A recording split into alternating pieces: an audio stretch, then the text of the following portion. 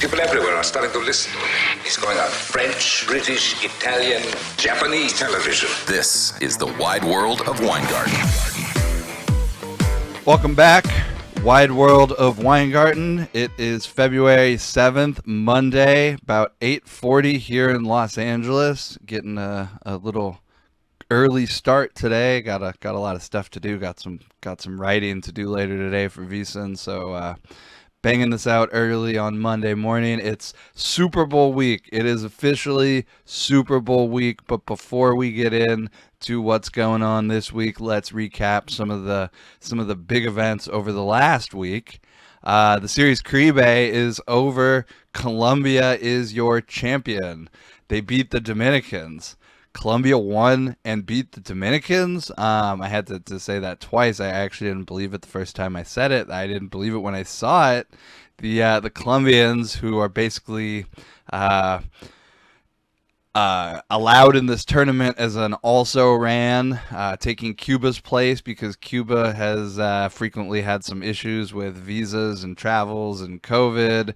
And anytime the Cuban national team leaves Cuba, whether it's Santo Domingo or Miami or Venezuela or Mexico or wherever they go to play baseball, a lot of the players don't return. They defect, and to save face, Cuba is not participating in these tournaments at the moment because they don't want their players to leave. So Colombia was in the tournament kind of as the bottom contender. I would have made them probably the longest odds of anybody in the tournament. They stopped the Dominicans' 19-game win streak. It was either 18 or 19 games. They hadn't lost in like 3 years almost, I think. They beat them. They beat Venezuela. They beat the Dominicans again. Very impressive stuff from them, especially with the Dominicans, with Marcelo Zuna, Robinson Cano, Hansner Alberto. Quasi-MLB roster was beaten by what would probably not play at AA every day. So congratulations, Colombia. That's a step up in the baseball world for them. The Africa Cup of Nations ended yesterday with Senegal beating Egypt in the final. Unders were the play the whole way through. I want to say they hit at 80% plus. It was probably closer to 90%, but it was every game under. It's kind of one of those things where in hindsight you wish you were betting $5,000 a game on the African Cup of Nations and not 500 or 300 or 1,000 or whatever. But you know, it's good because you need stuff like the Series Caribe and the African Cup of Nations to even out other events and other losses. I didn't win anything golf this week. I managed to stop the bleeding, so it wasn't outright carnage. But no winners in golf. Came close with some live stuff. This week, it's all Super Bowl this week for the most part. That's where our attention is. Obviously, there'll still be golf this week. They're running back tournament in Ras Al Khaimah again, and Waste Management in Phoenix is always a huge event. It's always a fun betting event. That's going to be big on the card. We'll talk about that, I guess, probably tomorrow. But recap the golf week real quick in the UAE with the weakest of the three main fields this week. We had what's his name, Nikolai Hogarde win. He shot 24 under, beat the field by 4 strokes. He's a pretty good story. Nikolai Hogarde, last year, he was the lesser of the 2 Hogarde twin brothers. Rasmus was the guy getting sort of top odds near the top of the board, and Nikolai was his brother, who you could frequently bet at 200, 300, 400 to 1 odds every week. And now he's a winner on the European Tour, and he's 14 to 1 this week now. So you could see some of these guys when they emerge, they sort of see their odds cut very quickly. So I can't lay 14-1 on Nikolai Hogarde, but congratulations on him winning a week after I had him. Naturally, that happens a lot in golf. You really can't think like that, but it does always sting a little bit when a guy you back finally wins when you're not on him. They're running back this tournament this week at the same course. I have a couple bets I'll get to in a minute. Just wanted to run through the Saudi. The Bonesaw Invitational finished up. Harrison Varner won. I was awake watching the end of it, and I watched Bubba Watson, who I saw was 92-1 before the tournament started at Circa. I was like, wow, 92-1. That's a really it's a really high price for Bubba, who tends to not he doesn't mail it in. He tends to compete. I don't know if it's a money thing or if he just enjoys winning, but he tends to compete when he shows up. He doesn't always play a full schedule, but he's still a good golfer. So I thought 92-1 was real high.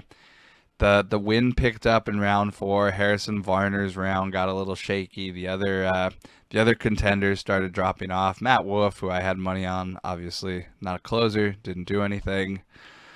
But Bubba stayed there. He got a late eagle to take a 2-shot lead and took a 2-shot lead into the clubhouse over Harrison Varner.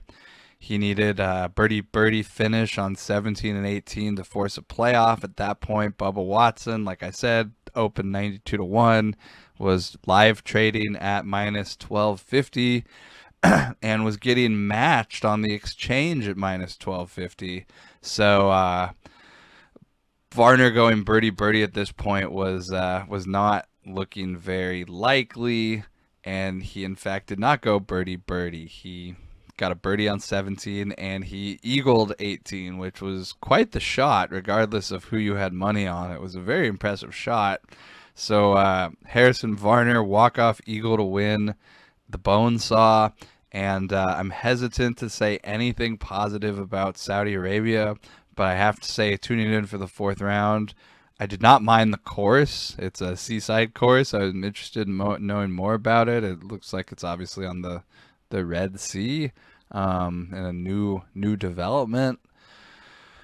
But all things considered, with a nice win there, I enjoy watching challenging courses and competitive golf more than watching guys in birdie fest. So I did not mind the course. Is about the nicest thing I'll say. I'm hesitant to say anything else. Bryson DeChambeau, I saw he showed up, played a little bit, realized his wrist hurt or whatever, flew home, collected the check. I think there was a lot of check collecting at this tournament. But Asian Tour. I think this was a flagship event for the Asian Tour. But I encourage Asian Tour betting, and I wish more books put up more obscure golf tournaments, because 50-1 on the Asian Tour pays the same as 50-1 on the PGA Tour. It's the same $50. Like, you could bet as many golf tournaments as they offer. So more golf, the better. Which reminds me, just a quick note, technical betting note. I noticed Rush Street. If you have Rush Street books, Sugar House, Bet Rivers are Rush Street sports books. They are offering each way betting. So you win, you could bet like, John Rahm to 5 places or 8 places, European style betting. But as far as I know, they're the only American sports book currently offering European style each way betting on golf, which is definitely something to look into if you're like me, if you're more than recreationally betting and you're not necessarily, on the Rufus Peabody golf betting level, but you still want to win 5 figures plus when you can on a tournament. Each way betting is something to look at. So definitely check out Bet Rivers if you have access to them there. I will be doing that. But yeah, Saudi event was exactly like I expected. The favorites didn't really show up or press it, and 70-1 winner, Harrison Varner over 92-1 Bubba Watson. That was that. Then Pebble Beach, Tom Hoagie ended up outlasting Jordan Spieth late, 19 under, won to Spieth 17. I did not do particularly well. I had some top 20s that basically kind of took care of some of the losses, and I had a Troy Merritt top 5 that also took care of a little bit of the losses. But overall, it was net negative between the 3 tournaments. Had had Bubba won, had Jordan Spieth won. Probably would have canceled out a little bit more, but all things considered, I'm not super upset about anything I did or didn't do. Know your weaknesses is something that I stress a lot. People talk about, well, what are you good at, knowing your strengths. Well, obviously you should know that, and that should, this isn't a job interview. Like, you don't need to tell me your strengths. I don't need to tell you my strengths, but you should know that stuff anyways. But what's more important, if you want to be a really good bettor, you want to get better at betting, is to know your weaknesses. Know what you're bad at. I know the things I'm bad at and always trying to get better at them. Some things, like live betting team total unders, it's not good. Like, I know I'm going to lose money doing it, and I still do it. It's the same reason people do cocaine and drive fast and do all sorts of dangerous activities. It's fun. Like, I like live betting, but I know it's bad. I know my weakness. I know sometimes I can't overbet live betting because I'm going to lose a shitload of money, and that's stupid. So knowing your weakness, the reason I bring this up is Pebble Beach is a tournament that I have never won an outright winner on. I just haven't. I've won every other tournament on the West Coast swing. I've done well. I don't keep track of every event I've won and haven't won. I don't think there's any point.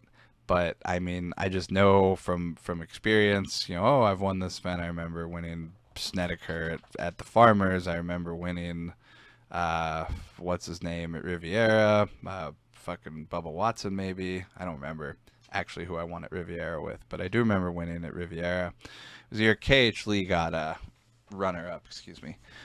But yeah, you remember the things you win at, and I just know I'm not good at Pebble Beach, and maybe it's because they have a 3-course rotation, maybe it's because it's a pro-am, maybe it's because I'm just not that good at golf. There's all sorts of reasons why I never win money at Pebble Beach, but I know it's a weakness. And even knowing it's a weakness, I still bet a lot more money on it than I normally would this week. And like I said, it was because my girlfriend was gone and I just wanted to bet a lot of money on golf this weekend. Also because I was able to get top 5, 10, and 20 odds with Zalatoris and Berger still in the field, so it was reflecting a lot of higher prices on other guys that would have been shorter at other books. So, I was comfortable. Like, I'm not disappointed, like I said, in any of the bets I made. You make bets, you expect them to lose. But I do, like I said, know your weakness, know my weakness. And in hindsight, the one thing I would have done differently at Pebble Beach is I think I took too many international guys, too many European tour guys I like, like Dean Burmeister, Minwoo Lee. With no course history, no familiarity at Pebble Beach, certainly no familiarity playing a pro-am with three different courses over 3 days.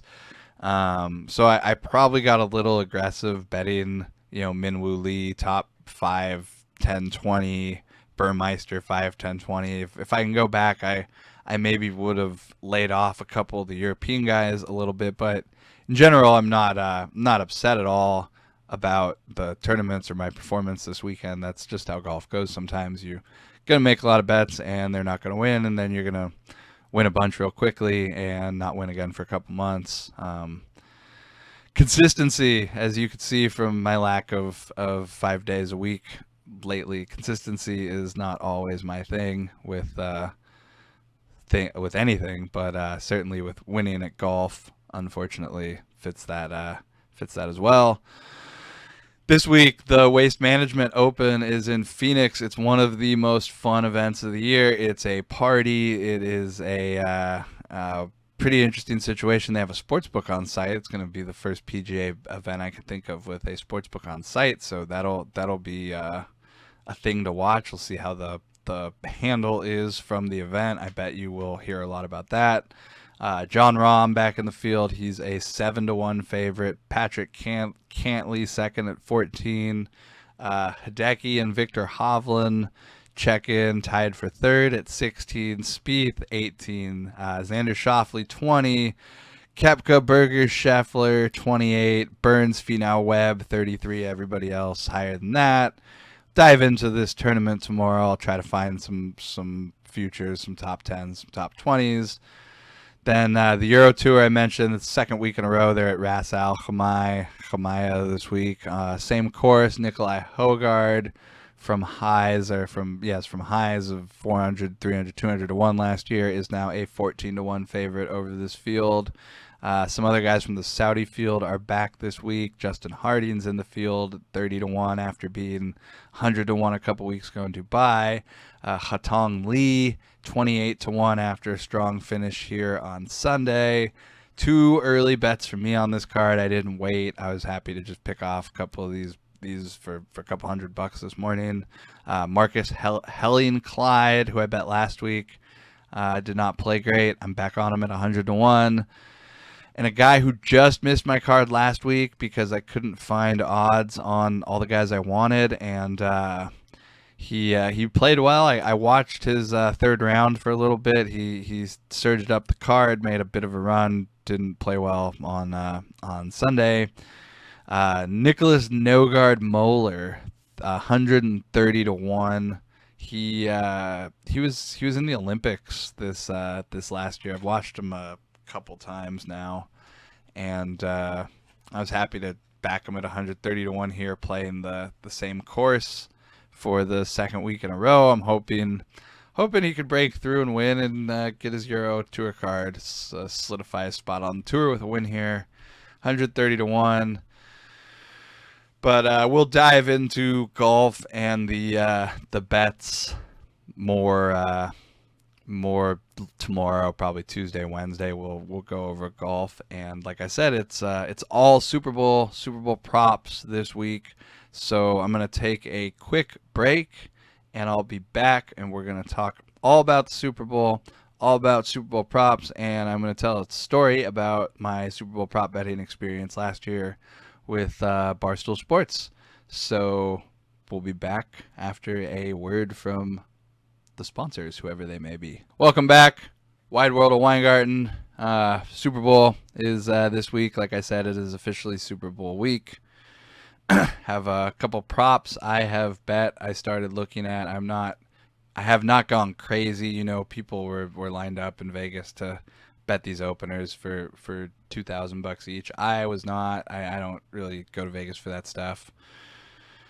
I have bet a couple props just because the numbers stood out on the openers that I was able to pick off. But I'm mostly looking for bets that aren't posted. I requested a couple bets. I'll get into those. But yeah, my advice for betting Super Bowl props, if you're really into it, you already know. You know, you have your own approach, or you already know what you're doing. But if you're not computer savvy and you're not gonna kind of model stuff, you don't know how to do stuff via computer. I would say that the easiest thing you could do, although it's not necessarily actually easy, but you could just pull up all the play-by-play data for every Rams and Bengals game this season and get an idea of what they run and what they were doing and what plays, were being run in what situations. For me, that's kind of stuff I do just because I'm looking for trick plays. I'm looking for wide receivers throwing the ball, all sorts of stuff that a computer might pick up, and you can query and you can narrow stuff down, but I want to see it with my own eyes. For example, like Cooper Kupp threw a touchdown pass in the regular season game versus the Packers that was nullified via a penalty.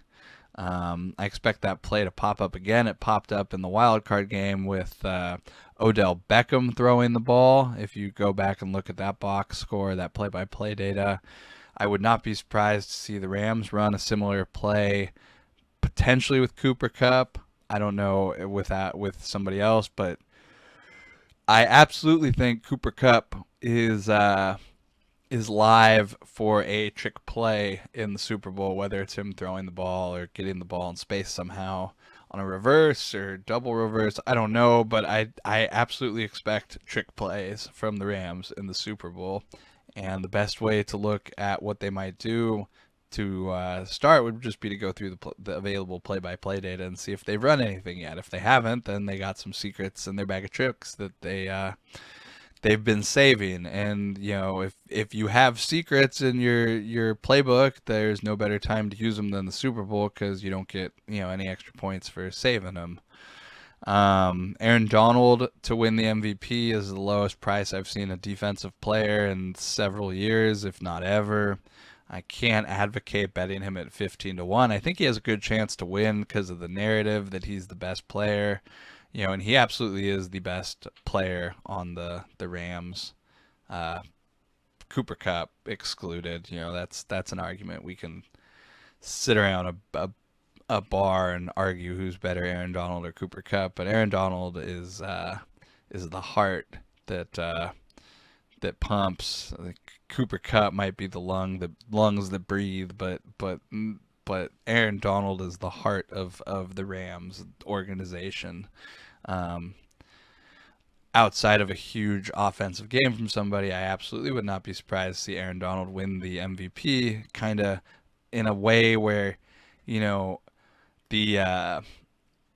the regular season MVP always goes to a quarterback, regardless of how much a defensive player deserves it. But a Super Bowl MVP with a Rams win would really give Aaron Donald a sort of crown jewel, not only the Super Bowl, but to be the Super Bowl MVP. It's a nice consolation for the fact that he will likely not win a regular season MVP anytime soon, just because of the way voters are biased against defense. But I don't think 15-1 is the best price you can bet. I think Aaron Donald to score a touchdown is worth a bet. I bet that at 40-1. Still looking for some better numbers. I would lay more money if I can get 50-1 or 100-1. I think Donald could score. I think they can have a designed run for him.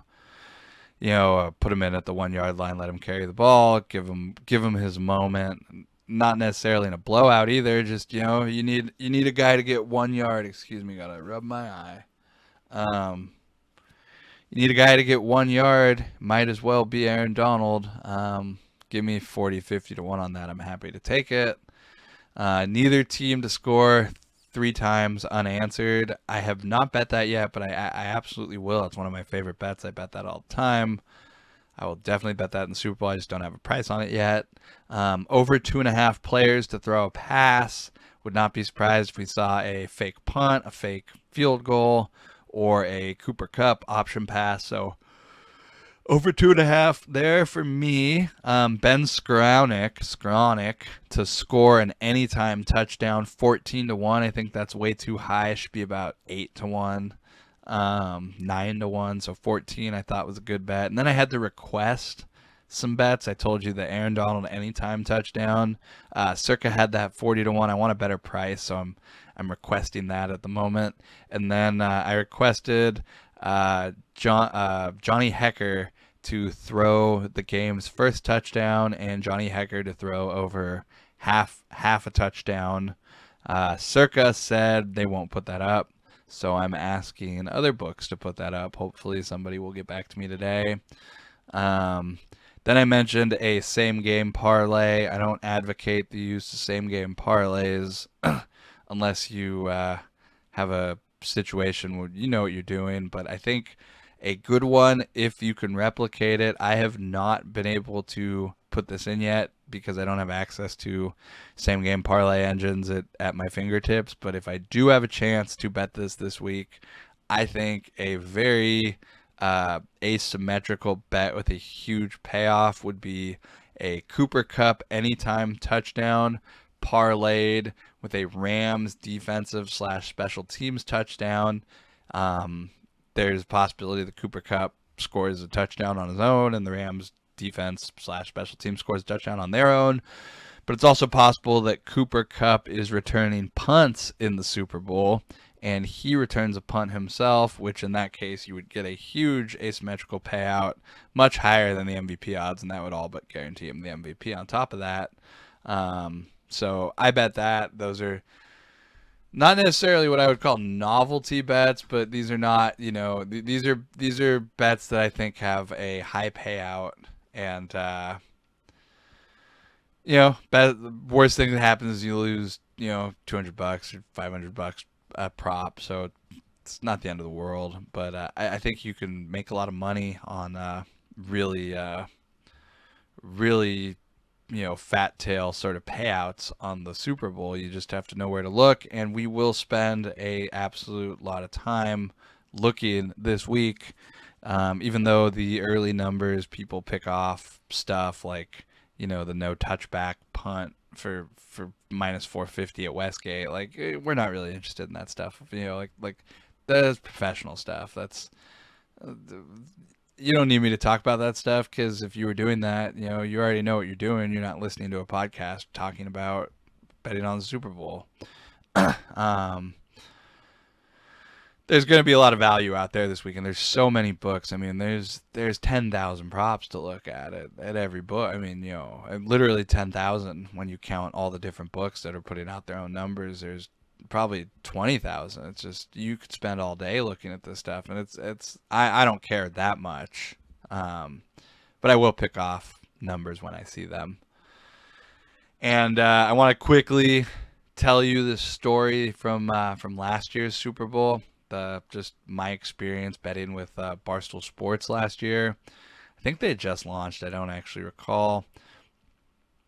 But this is just sort of, I talk about my experiences with the legal gambling world, and I'll give you the positives, I'll give you the negatives, I'll tell you my actual experiences, how they happened. You can decide whether they're positive or negative, or if I'm an asshole or not. But I wanted to talk about a conversation I had with somebody at Barstool, a fella who I'll describe as a large feline-like person. I requested through him that they post a line on Vita Vea to score a touchdown. That was one of my favorite bets last year. Like I mentioned, the looking at the box score, I looked at some box score stuff, and I saw Vita Vea was lined up at running back in a game against the Falcons in the middle of the season, so I knew they had installed something in their playbook, a Vita Vea run formation sort of deal. And again, it's Super Bowl. You get it in the goal line. What are you going to do? You're going to put your giant ass nose tackle in there and say, go score a touchdown. It makes perfect sense. So I was going around trying to find books that would give me a number on Vita Vea anytime touchdown, and I wanted 100 to 1. I wanted a good price, because it's not likely to happen. It's not even something that's a 1% chance to happen. In reality, you want like 200 to 1. You want a really big number, but it's the Super Bowl. I want action, and there's some stuff, like I don't advocate taking negative EV bets. I'm never going to do that, but it's Super Bowl. Like, you want to bet on a defensive tackle to score a touchdown at 40 to 1 when the true odds are 50 to 1 or 75 to 1, whatever. Like, it's $100. It's, like $500. I'm not going to argue with you over making bets for fun during the Super Bowl. Like, I do it too. Like I said, I wanted Vita Vea, but I also wanted to get good odds on it, so I requested it at Circa, I requested it at Westgate, I requested it at a bunch of places, and I got it at some different books at some good numbers, and I requested it at Barstool, and they put it up at like 33 to 1 or whatever it was. It was a really bad number. And then the next day after the Super Bowl, I had popped off on Twitter, as I do all the time, just said something. I don't remember what it was, something about Barstool just being stupid. And the large feline fella, he replied to me and he was like, he says he didn't much appreciate me taking shots at Barstool or whatever after I did him a favor and put up the Vita Vea line. And I said, you did me a favor? You did me a favor putting up the Vita Vea line? I said, excuse me? You think you did me a favor? I know I just repeated myself because I was so indignant at the fact that he said that. I said, I requested that you put up a line for the Super Bowl. You know, the true odds were 100 to 1, 200 to 1, whatever they were. You put it up at 33 to 1, you know, and you took action on it. Or I think they put it up at like 40 to 1, and they took action on it because it dropped. And it wasn't me. It wasn't anybody associated with me betting it unless someone stepped out of line. I don't think they did for a Vita Vea to score a touchdown bet. But the point is they took enough money on it to drop the odds. So me tweeting about Vita Vea, and I was the only one talking about it. You know, I did not see anybody else touting Vita Vea to score a touchdown. But me tweeting about it got enough people to bet it at Barstool at a bad number, at negative EV odds, that they dropped it.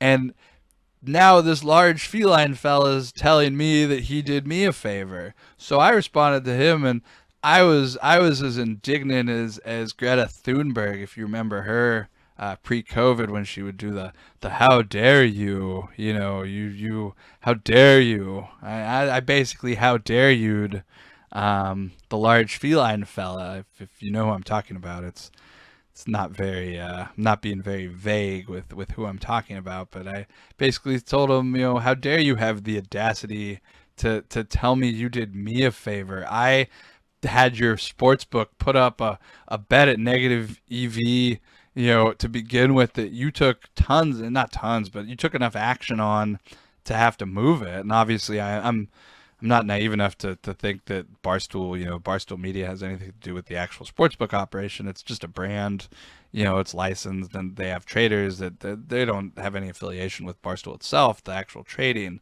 But nonetheless, the Barstool people have, you know, stock, and they make lots of money and have made lots of money because of their affiliation and the licensing of the sportsbook brand. So I said, how dare you, again, you know, have the audacity to tell me that you did me a favor putting up a negative EV bet and, you know, took money on. If anything, you know, you should be kissing my ass, is I think what I said, that people were following my bet at bad numbers and betting into your sports book, which, you know, is money in your pocket. It might not be directly from that bet, but I mean, you know, whatever bonuses and stock and options and all sorts of stuff. I mean, it's all dependent on the volume of the players at the sports book, the traffic to the website, everything. But the volume, you know, players playing more volume at the sports book is probably the most important thing that can happen, other than, you know, online casino converting. But I was just incredulous to the fact that this guy was saying that he was doing me a favor putting up a negative EV line and telling people to bet into it, which again is something that I can't stop people. If I tell you I like Vita Vea to score a touchdown, I like him at 100 to 1, or I like Aaron Donald to score a touchdown, I like him at 50 to 1, and you're gonna go out and bet him at 33 to 1. I can't stop you, but I can tell you that it's a bad bet. And I did tell people, don't bet this at Barstool, it's a bad number, and people still bet it, you know. And as I try, like, I'm gonna try to tell people don't do stupid things, but people are still gonna do them. But the point of the story is that the mindset of the legal sportsbook world sometimes is that they're doing you a favor, letting you bet into a bad number. And I just called him out on it, and I said, that's absolutely not what's going on here. You didn't do me any favors. You know, if anything, I did you a favor, and you should send me a commission check if you're going to talk to me like that, because that's just straight money in your book's pocket. You know, there was it was a one-sided market too. It was just a Vita Vea to score a touchdown. Yes, there was no, as far as I remember. So they were booking a one-way market, and he had the audacity to tell me he was doing a favor. So, you know, when I tell stories, I tell you my experience with sports books and with different things. It's not to blast people or you know, put them out there and say, oh, this guy's an asshole, or this guy did this to me. It's just to tell you what it's like dealing with different sports books and trying to gamble. And the mindset sometimes is that they're doing you a favor, taking your money on a bad bet and not offering a two-way market. And if you don't push back, they're going to treat you like an asshole. So, I just don't let books treat me like that. If somebody, whether it's somebody who's a multimillionaire now from Barstool, or it's a ticket taker at a sports book or whatever. I am nice to ticket takers because I know they're not setting the rules, but you don't let books treat you like they're doing you a favor posting Super Bowl props or posting anything. You're doing them a favor giving them your business. That's true for Barstool. It's true for every sports book, legal, offshore. The guy at your bar down the street. You're betting 11-10 against him. You're doing him a favor. Never forget that, and don't let them treat you like a jerk. So that's my Super Bowl story from last year. The bet never won. It did. Vita Vea actually did get in on a goal line play, and I was very excited there for a minute. It's just sometimes you want to win a novelty bet. It's fun to win novelty bets. That's why they're called novelty bets. But I'll be back tomorrow. Plenty more Super Bowl stuff to go over. I have no shortage of props to look at for the next 48 hours, and I'll be back telling you all about what I uncover tomorrow. So thanks for listening.